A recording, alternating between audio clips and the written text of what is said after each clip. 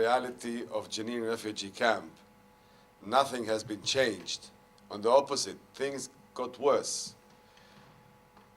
15 tanks invaded Jenin yesterday night, injuring 2 little girls. One of them is the daughter of my good friend. Jenin has been sealed for the last 3 months since Hamas took over the government. There's no way to get in, no way to get out. And not only Jenin is sealed, the whole northern side of the West Bank, which is Qalqilia, Tulkarem, Nablus, and Jenin, is also cut off from the rest of the West Bank. The policy is to cut the West Bank into 3 enclaves, which is easier to control. Once people are not communicated, it's easier to control them through checkpoints and gates. Inside these 3 enclaves, the northern part of the West Bank, which is Qalqilia, Tulkarem, Nablus, Jenin, is cut with 25 different checkpoints, with 2 roads for Palestinians and all other roads only for Jews. So the situation is, I can say, on the edge of catastrophe, because people are going to explode. One of them did it yesterday in Tel Aviv. If Israel will keep on pushing the Palestinians, I believe there will be much more people who going blew their bodies up on the occupation forces inside out. And actually, Israel pushed for the last 3 months for this kind of actions. Because since Hamas was elected, Israel had the ultimate pretext to convince you and the United States that this is the time to unilateral separation plans because Hamas is a terrorist organization and now Hamas is in the government, so there's no partner for negotiation. There never was a partner for negotiations for the Israelis, whatever government there was. But anyway, and they need the support of Europe, which is almost in their pockets, and the United States. So they've been pushing the Palestinians for 3 months. Raiding, killing, sieging, curfews, invading houses in any time of the day or night, closures, and wishing for the suicide attack to be done. And they had one yesterday. And everybody was celebrating in Israel, believe me. Celebrating the government, the intelligence. Now they have the ultimate proof, you see? This is Hamas. And of course the media is playing its role in this huge, massive Zionist American propaganda. You know, I've been touring for the last 3 weeks in Europe, and I'm connected with my mobile, straight with Jenin and Nablus. I have a lot of friends, and all messages, this was killed, this was injured, they are occupying this house, this gate was closed. And I watch the newspaper, I open newspapers, I go on trains, on flights, nothing. Not even a word. Nothing. Not even lies. Nothing, nothing, nothing. And suddenly, boom, first pages. Suicide attack in Tel Aviv. Then I say to myself, aha. Let's imagine I'm an English citizen or German, and suddenly, from nowhere, comes this Muslim with an explosive belt and blew himself up in Tel Aviv.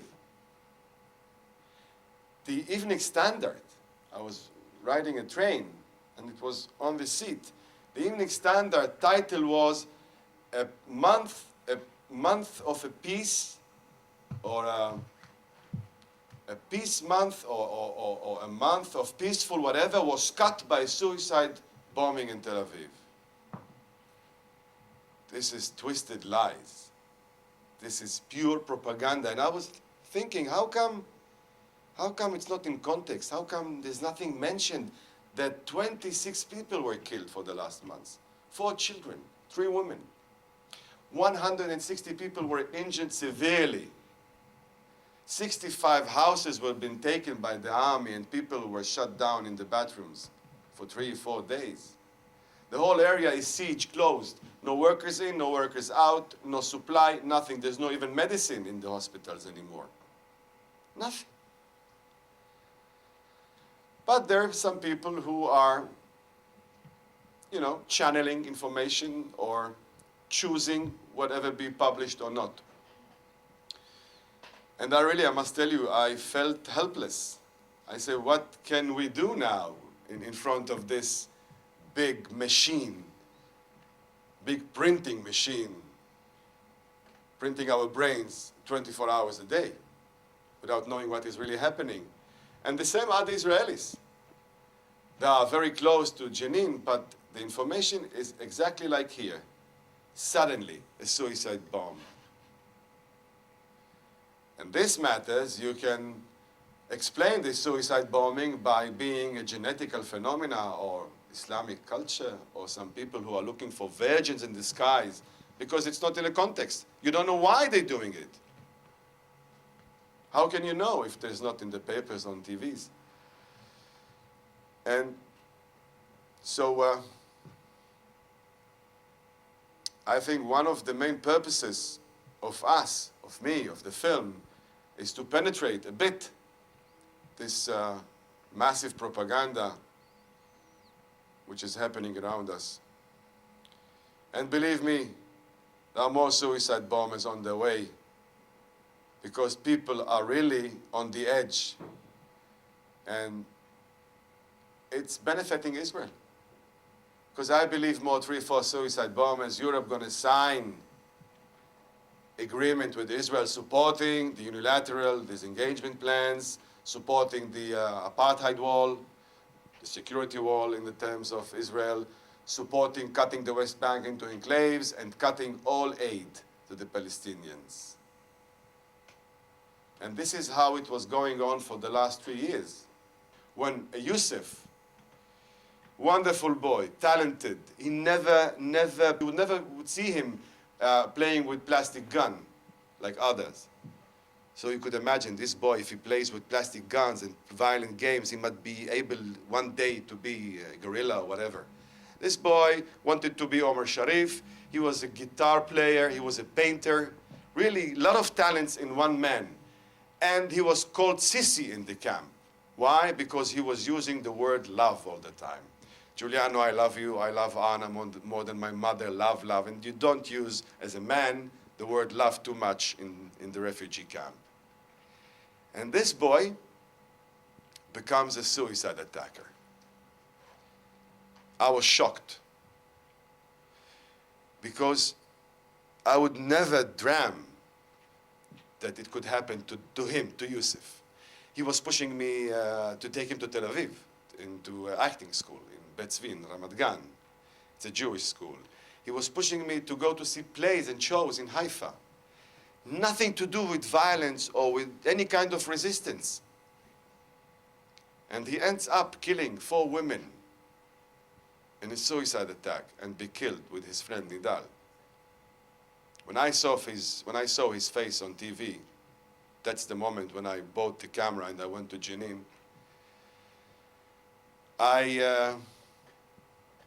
I knew that there's something wrong because I'm also a victim of a brainwash of the Israelis. I live in Israel and you don't hear nothing else than virgins in the sky and some Qadi who drug those boys and recruit them and you know, how you say, whisper some Islamic lines to their ears and they become, you know, shocked or hypnotized, and they just been put belt on them and they send them.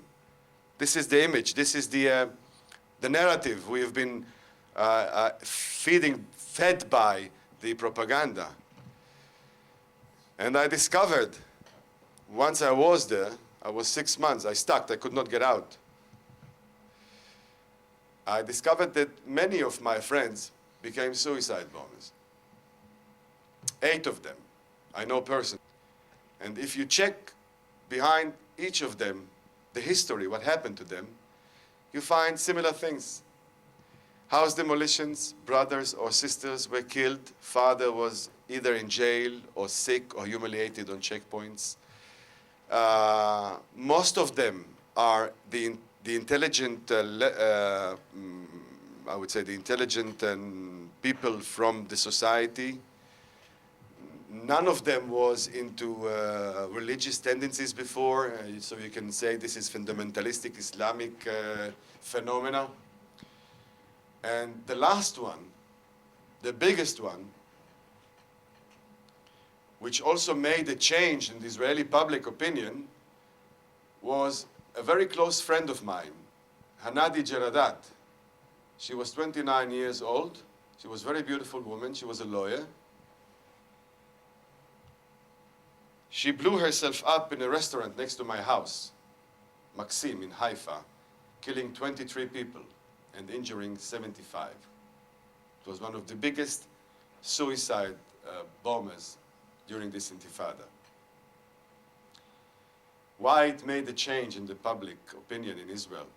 It's for the first time her history since the first happening of the intifada till the moment she exploded in Maxim restaurant was published in the main page of Haaretz newspaper. A, B, C, D, E, F, G. And A was her house was damaged because the army blew up the house next door. Her fiancé was shot when he went out to smoke a cigarette. She had a brother, 10 years old, who had some kind of illness, I don't know what. One day she carried him to cry for help. She got out the door, he got a bullet in his head. And he died. The soldier later claimed that he thought she's carrying a suitcase of explosives. Every Palestinian who has been killed always either carried or will carry or dreamed to carry or were thinking to carry. He always a terrorist in potential. She had a father. He had a cancer in his stomach. Some friends of ours who are working with Doctors for Human Rights succeeded to get for him a permit to go to a hospital in Hedera for a treatment. The hospital in Hedera, once he got there, after crossing a lot of checkpoints, refused to accept him for treatment. Why? Obviously you know, because he's a Palestinian. Once he's a Palestinian, he's a terrorist. We don't treat terrorists. He went back. Now, crossing back the checkpoint, you need a certificate release from the hospital.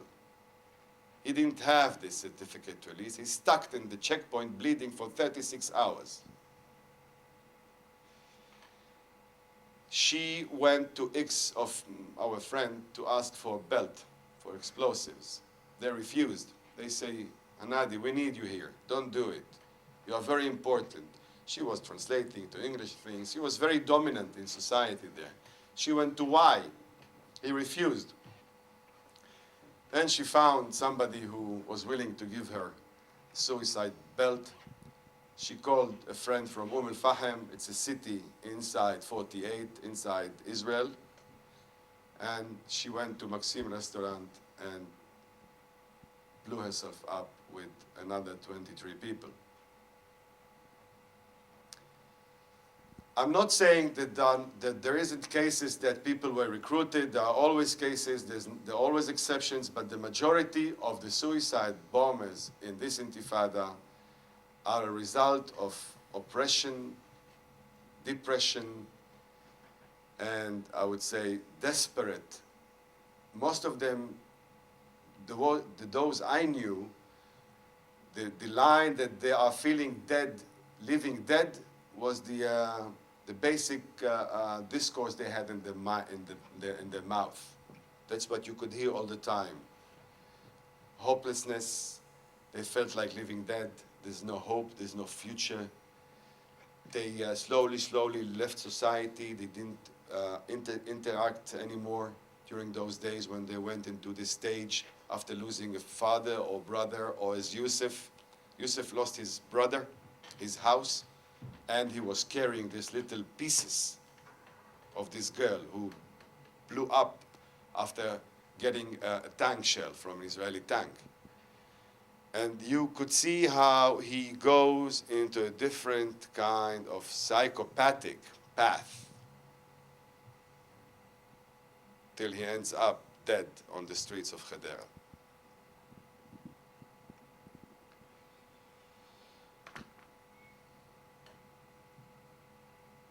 The Zionist movement, the starting point, the basics, the fundamental philosophy or concept or theory of Zionism is having the great Israel for the Jewish people.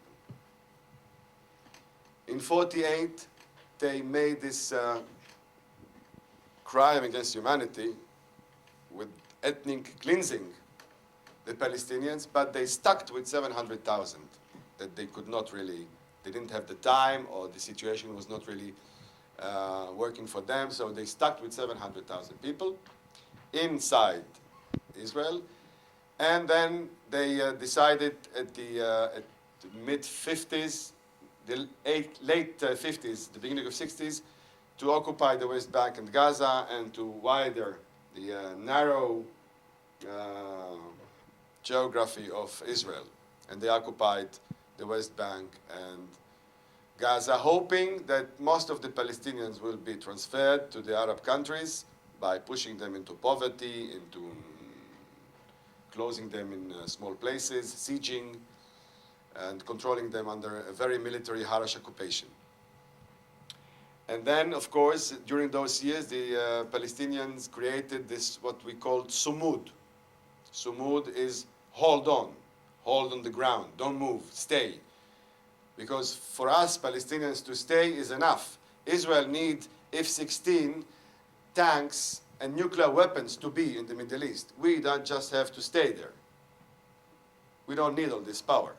Our existence is the biggest threat of these 200 nuclear weapons or bombs Israel have.